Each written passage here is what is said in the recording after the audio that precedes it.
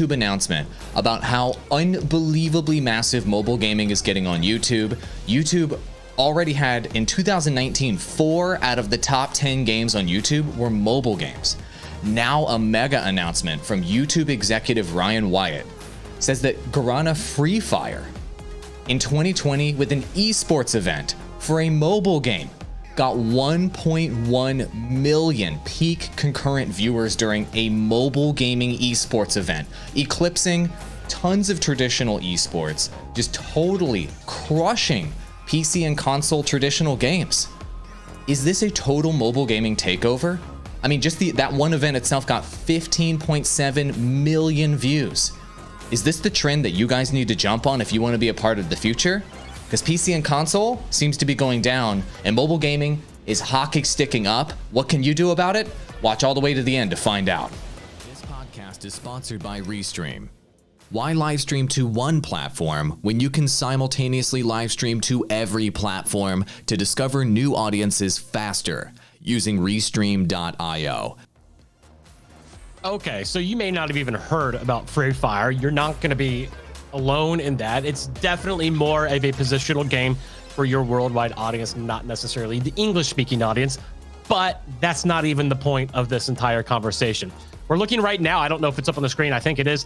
The LinkedIn post, awesome. The LinkedIn post where Ryan Wyatt, he's talking about this, and he's talking about 1.1 peak live and 15.7 million views. Now, the thing that's interesting here is most of the viewers are coming from India, Brazil, Indonesia, and Vietnam. So we already know, we've talked about this before. Parents gone over this explicitly before about how mobile gaming overseas outside of North America is huge.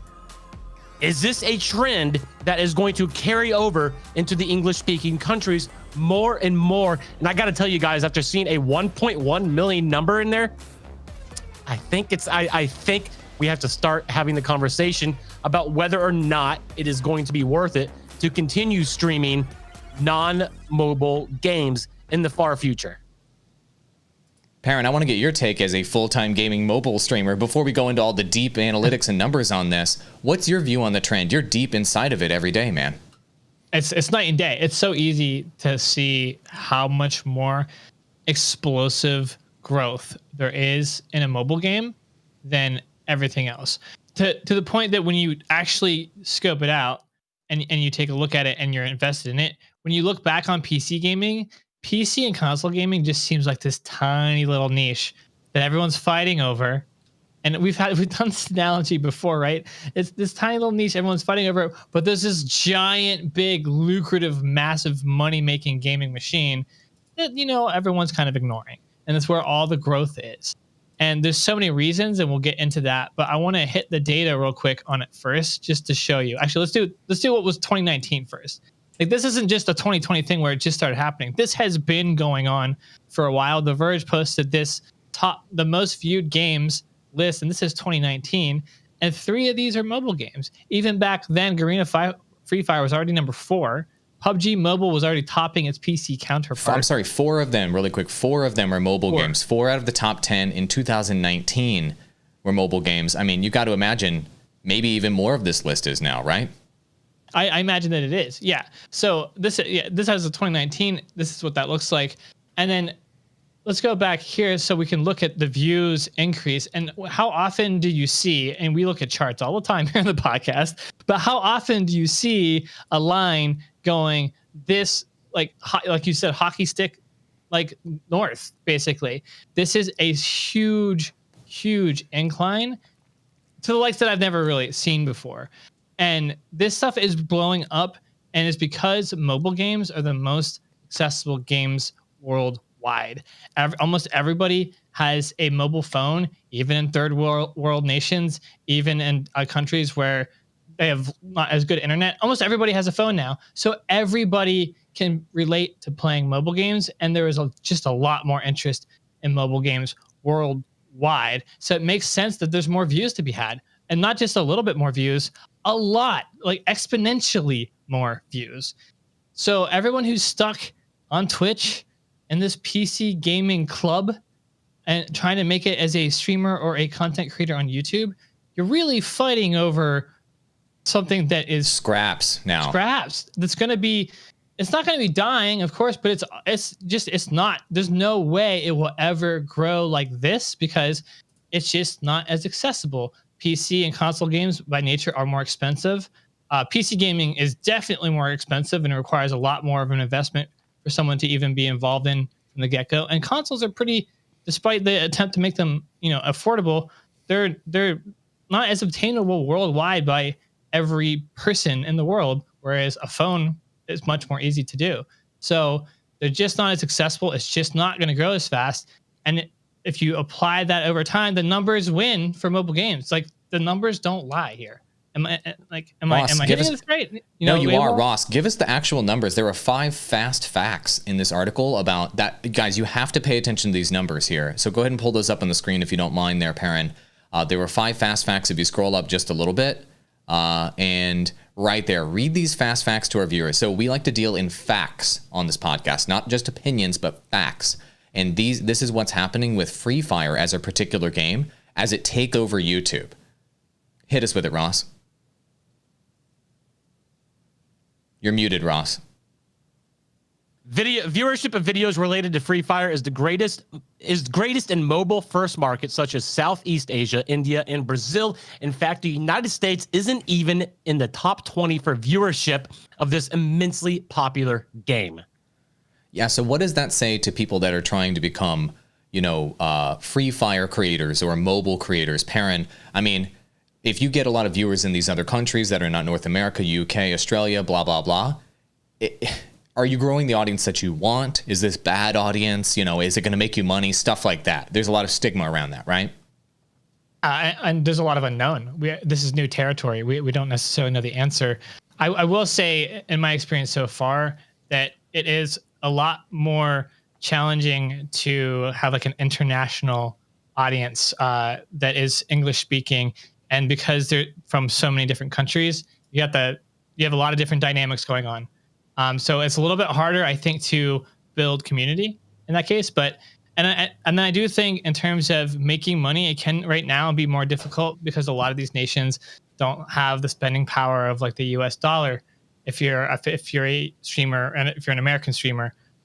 So that can be an issue. Although I will say, despite that being a theory, in practice, my revenue has generally been staying competitive with other streamers that I talk to, despite having the international audience. But a lot of my donations do come from actual United States or first world nation donators who just are more active and highly supportive. So, but the thing is, some of the biggest streamers for these games, take a Mobile Legends, for example, the streamer I've seen streamers have 20,000 concurrents, and the small amounts of donations then at that level of viewership add up after a while. And because you can accumulate such higher concurrent viewerships, I think it can end up in the end getting close or being competitive to the same type of money-making ability. But that's all still being tested. It's really, really early to really understand that yet. So we're still kind of looking at data there. Speaking of data, I mean, here's breaking down the countries, but let's go to the next fact too, because the one number that really struck out to me that'll be a hard time for you to all understand is videos relating to Free Fire have been viewed over 100 billion times. Billion with a B. With a billion B. with a B. 100 billion, not 1 billion, 100 billion. So YouTubers got 100 billion views off of this. YouTube channels, YouTubers got 100 billion views off of this game. 1% of that is 1 billion. 1/10 of 1% is still 100 million. So then 1/100th of 1%, you can do the math down. So all you'd need to get a million views off of this game is 1,000th of 1% of this total pie here of Free Fire on YouTube.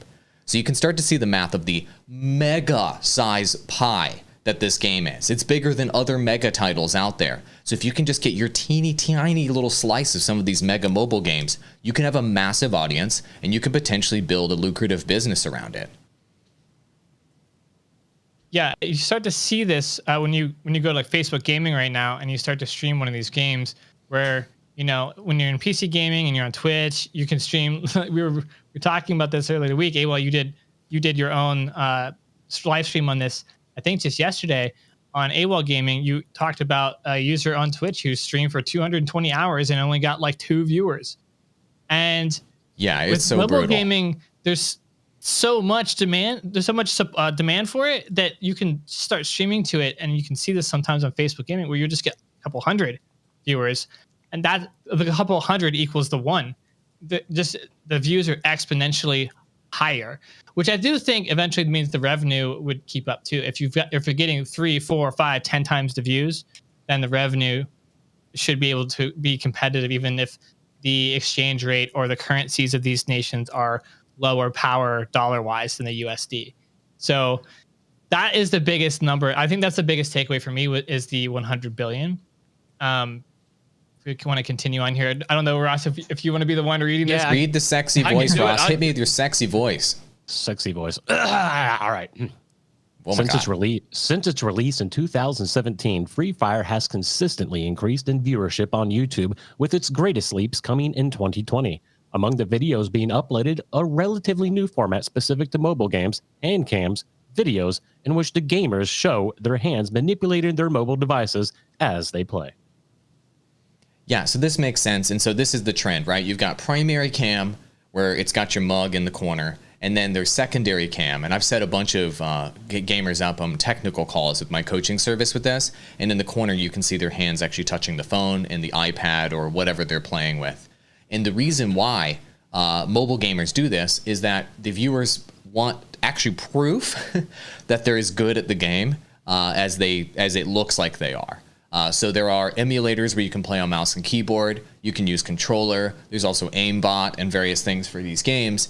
And so people want to actually see you actually playing the game with your fingers. They also want to see where your fingers are on the screen. They want to see how you're orienting it. Are you doing claw grip? Are you playing with 2 thumbs like a North American, et cetera, et cetera. And so that adds an extra layer of interest around mobile games that kind of happened with PC and console. Like for some people that are super high skill, you'd see like the side shot of them playing with mouse and keyboard but it's not anywhere near as interesting as watching somebody actually touch the screen in real time and then seeing what's happening on the big screen in the actual gameplay.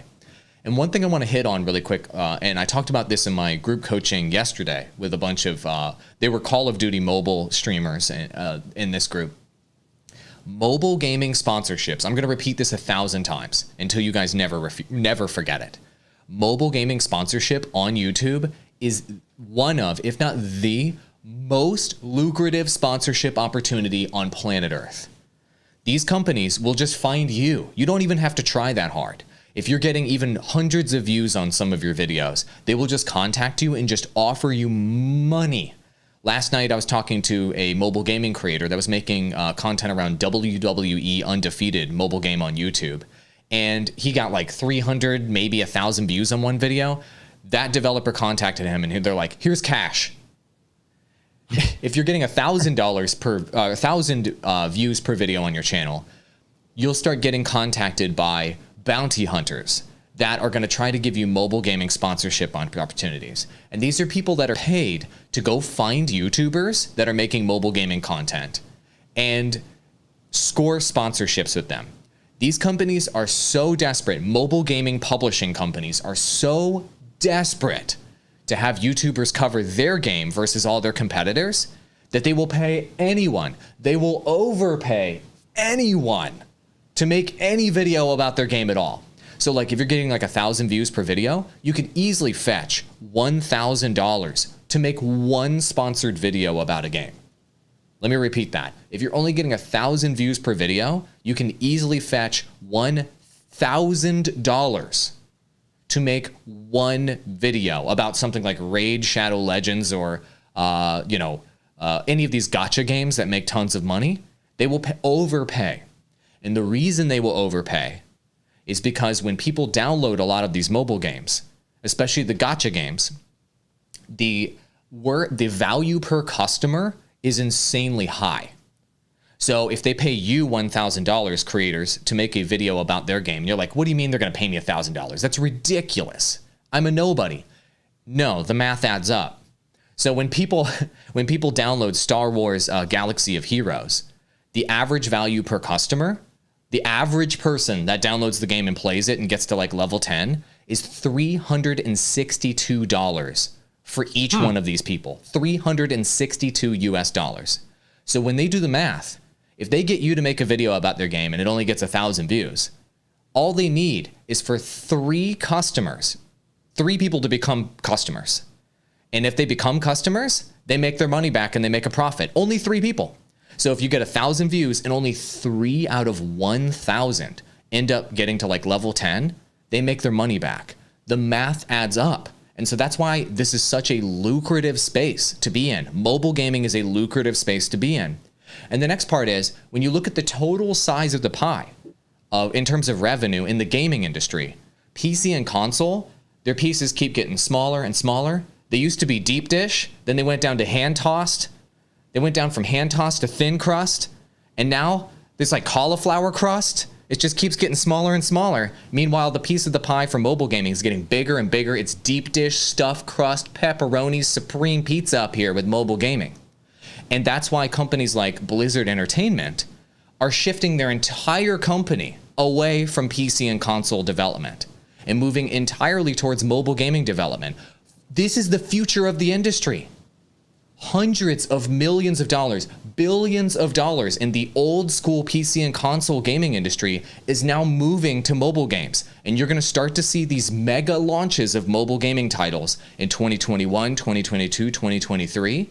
And people are going to be like, oh, how come Blizzard doesn't make PC and console games anymore? Oh, I bought my RTX 390 Turbo and I don't have Diablo 5. Blizzard doesn't care, because they know they're going to make so much more money off of the mobile games they're releasing. Blizzard is developing 2 mobile games for every one of their IPs, at least right now. 2 Overwatch games, 2 StarCraft games, 2 Warcraft games. Okay? That's the future of the industry. So if you guys want to stay in the past with PC and console, be my guest. But just know the future's moving forward, and this is hockey stick growth time if you want to be on board mobile gaming. If you want to be ahead of the curve, you can grow. If you want to be behind the curve, then you can sit back there with one of the 0 to 5 viewer streamers on the internet and lose. Back to you, Perrin. Okay, so just to reiterate, I guarantee you other gaming developers and publishers are looking at this chart, because from January 2020, we talked about 100 billion views earlier. I just want to illustrate, this isn't since 2017. Most of this growth came since, January 2020. Over half of it, more than half, since from 30 billion into 100 billion. So that's 70 billion views was from just this year so far. 70 billion just what? That's so preposterous. That's crazy, I've never seen anything like it. I've never seen anything like it. And we look at these numbers all the time. I can tell you I've never seen anything like this before. So it is definitely something to note. I don't know if we've got a couple more fast facts here. These are the last 2. Ross, you want to hit us with these, and we'll see if this gives us any discussion points. Let's run for their apologies to the audience for AWOL putting thin crust pizza on blast like that. He didn't mean it. He's just upset. In fact, YouTube's monthly viewership for videos related to Free Fire hit an all-time high in October 2020. One of Free Fire's biggest tournaments, Free Fire League 2020 Clausura, I think that's right, ran from August 29th through November 7th. The finale has been viewed more than 15 million times on YouTube. But hold on. Mobile gaming esports is fake. Mobile gaming esports will never make it. Mobile games aren't real games. Mobile gaming will never be competitive. Mobile gaming esports, said all of the PC and gamer YouTubers and Twitch streamers and pundits out in the industry. I remember it. They told me that. I was telling people 3 years ago, mobile gaming is the future. And they said, AWOL, nothing's ever going to beat League of Legends. AWOL, nothing's ever going to beat StarCraft 2. No, AWOL, what are you even talking about? Mobile games aren't competitive. It is never really going to be competitive. It's always going to be casual games like Candy Crush. Well, guess what? Take those 1.1 million concurrent viewers and suck on that. Take the 15 million views from an esports final and suck on that. Seriously, facts matter. Facts matter a lot. And that's why we're bringing up these numbers for you guys. It's not just our opinion that mobile esports is the future. It's literally happening right now. It's crushing. This event crushes the numbers of mega esports events for all of the traditional accepted esports out there. It's crushing it already. It's not the future. It's already happening today. So are you guys going to ignore the facts? Or are you going to jump on board now before it's too late? Because guess what's going to happen? Here's what's going to happen. Let me know if you guys agree with this. And we'll do a panel on this. 3 years from now, when most of the biggest games on YouTube are mobile games, people are going to be complaining about, oh, mobile gaming's too saturated. It's too saturated. It's impossible to grow with mobile gaming. And like everybody's covering it. How am I supposed to break through? Guys, do you think that's going to happen? Ross, you tell me first. Yep. Yeah, that's it. Yeah. What do you think, Perrin? Is everybody going to bitch and moan about how, all the big tubers are sucking up all the views? It's impossible to grow in mobile gaming. Do you think that's going to be the conversation? I think it's going to take a while to saturate all the views for mobile gaming. That's a lot of views. It's going to take more than 3 years, but we will get that complaint. I have watched streamers and their audience comes in and asks them, and these are like PC streamers on Twitch usually, will you cover, XYZ mobile game? And they're like, what? How dare you insinuate I would ever even touch a dirty ass mobile game? Scoff at you, sir. And their monocle falls out, and they're like, "Oh dear!" Their monocle falls out, and like their hair is falling out. So these guys are never going to adapt to it. And the creators, if you're not going to adapt, let me take a look at another way. Okay, as a creator, you're a marketer. You're building a brand for yourself, and you've got this route that you can go that can potentially reach the pockets of anyone in the entire world, versus the 3090 Ti's of the PCs in United States. Which would you rather get your face on? All of the phones in the world, or just some high-end PCs in the United States? So from a marketing standpoint, the numbers, as creators, you want to be getting yourself out there. We talk about this with multi-streaming. This is why you multi-stream, to get as many eyeballs on your brand, on your content as possible. Mobile gaming is going to be the way to do that, because it's how you get to every single phone in the world. That is a crazy amount of power. And you can do it with something like a Restream. I guess we can cue a Restream ad here, Ross. Well, there's actually a question, Ross. If you could read this in chat from Igor. He's asking a question that I actually feel we can address with Restream. Can you read his comment really quick out loud? Because this is something that is really interesting with mobile games. Sure. What strategies should Western content creators employ to have success in mobile game streaming? We're streaming at times severely different to the audience, and we're probably using a different language. Perrin, you've actually had some experience in this. That's tough. Perrin, I'd like to get your take on that. And I guess the reason why I wanted to bring that up is that I think that restreaming is a huge opportunity to help you deal with some of these issues. Like, you may be constrained by language, you may be constrained by time zones, and Perrin can talk about some best practices there in terms of time zones, maybe streaming at different times. But if you restream on all platforms at the exact same time, across everywhere, you're maximizing your opportunity to reach these mobile gamers as they go check out new apps like Trovo and DLive, as they check in on YouTube channels, as they're browsing around on Facebook Gaming, as they're maybe flipping between streams on Twitch. If you're restreaming, and we're sponsored by Restream, we're posting a link in chat right now if you don't mind doing that, Ross, and it's in the description of the YouTube video. By being everywhere at the same time, you maximize your growth. You maximize your opportunity to capture these mobile gaming audiences as they're using each one of these streaming mobile apps. As we've seen, Perrin, and I'll let you talk about best practices here to dealing with these issues in just a second, but as we've seen from basically all of the data, video consumption is happening on mobile more and more and more. So it's not just the gaming itself, it's the video consumption. And so people are using the Twitch app, people are using the YouTube app, people are using the Trovo and DLive app, they're using the Twitter app, etc., way more than they're using desktop. And so while they're on your phone, you need to have your live stream pop up while they have that app up and they're taking a dump and they want to watch a live stream. Okay? If you're not restreaming, you're not going to be able to capture those viewers while where their attention is at. As a marketer, You need to be where the attention is. And the attention is no longer on the big screens in people's studio. It's no longer on these desktop computers or on the TV in your living room. The attention is on this thing. And by restreaming, bling, bling, bling, bling, bling, bling, bling, bling, bling, those notifications are going to be going off on their phone if they're following you on any of these platforms. Yesterday, I restreamed, and a bunch of the comments were, holy notifications, Batman, because some people had followed me on like 5 platforms. And when I restreamed, it went blah, blah, blah, blah, blah, blah, blah, blah, blah, and then they tuned in yesterday. And I doubled my concurrent viewers versus actually I tripled my concurrent viewers yesterday on my live stream that I did on AWOL Digital versus streaming exclusively on Twitch. But Perrin, can you tell us some of those best practices of dealing with wacky time zones and languages with mobile games? I mean, it's pretty simple. Stream at the times that work for you. Look at the platforms you're streaming on to see what peak times are. Like Facebook Gaming is great. They have a heat map that says when your audience is most active, and you want to try to look at that. You want to try to appeal to time zones of your main demographic and see if you can make that work, even if it's just for an hour or 2 hours or whatever. Also, clearly communicate in your stream title sometimes your language, or just clearly denote that you're an English-speaking streamer or where you're from. In my experience, I found that I have a lot of audience from the Philippines, from Southeast Asian territories like Malaysia and Singapore as well.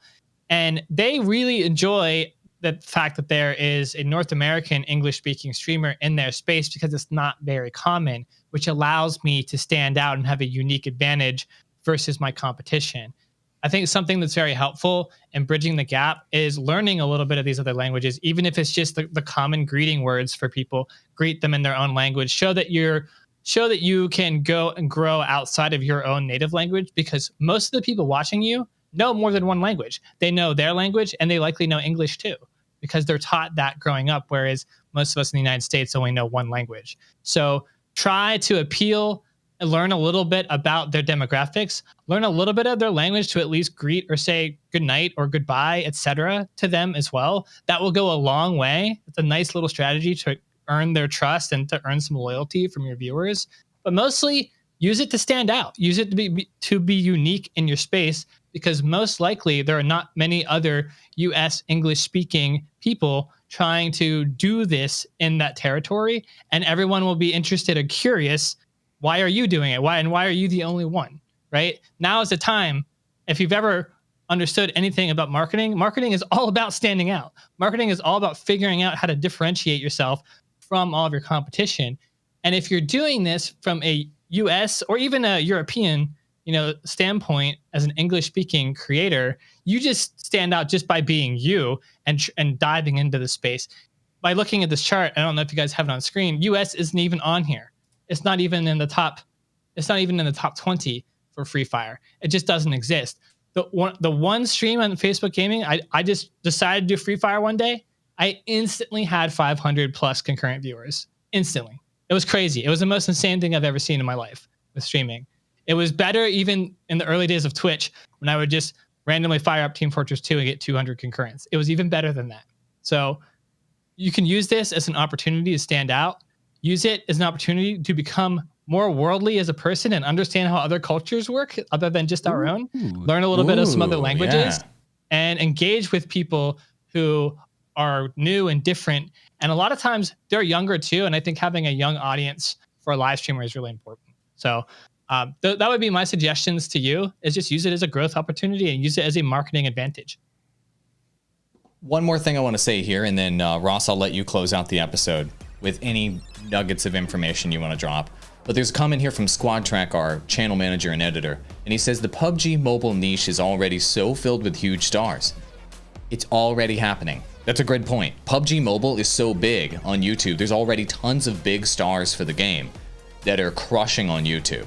But like I'd like to bring up, when these games on YouTube get to the scale that we're talking about of 70 billion views in a particular year, you guys remember Minecraft and Fortnite and League of Legends, these huge games? You know how many YouTubers built their entire career off of that? Hundreds and thousands. So when the pie is that big for a game on YouTube, when it's that massive for a game on YouTube, all you have to do is cut out the just inkiest, dinkiest little slice of it for yourself, and you've got yourself a full-time living off of that if you can build a business around capturing that audience. That's why these mega titles can be so juicy. You can find a niche within that niche, and make it, because the pie is so large. 70 billion views a month. That's a pretty large piece of the pie. That's a pretty large size of the pie. And so that's why this is going to be really interesting moving forward. With that little slice, you stack sponsorships on top of it. Boom, there's your couple $1,000s a month, $4,000 a month, or whatever you need to go full time as a gaming content creator. Be a part of the future. Ross, close us out with those nuggets of wisdom that you are so good at delivering in that sexy voice. Oh, well, thank you so much. First of all, I think the thing that we can all take away from this is if you're struggling to grow right now and you're playing your Call of Duties, you're playing your Overwatches, whatever it may be, maybe this is the opportunity. Maybe after seeing all of this data, this is the opportunity for you to pick up a mobile game and actually dive in and try to build up an audience from around the world. You never know if it can work. We have proof right here. Perrin showed his analytics literally every week on here, showing how he's doing it and how he's making him successful. Don't be afraid to try something new. In fact, I'll go back to AWOL a little bit earlier. Why don't you just try something extra on your pizza? Put a topping on there that you haven't tried before, because you never know, you just might like it. Have a good weekend, friends.